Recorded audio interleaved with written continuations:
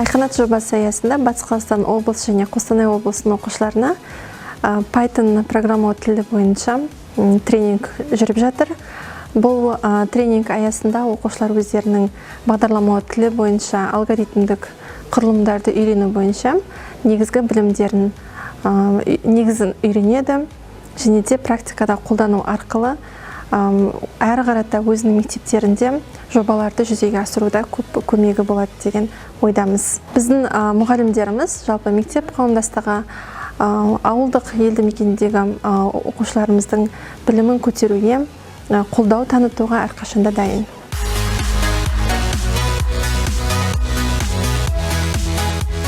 Мен Хакатон Айғанат білім беру тренингіне Жаңақала ауданынан келдім. Мен өз тобымның көшбасшысы болып сайландым.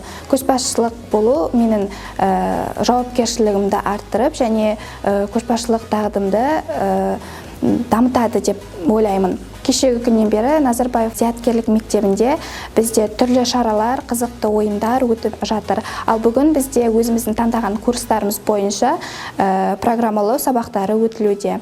Хакатонға келген қатысушыларды осы зияткерлік мектебіндегі 4 күні жемісті болып өтуіне тілектеспін.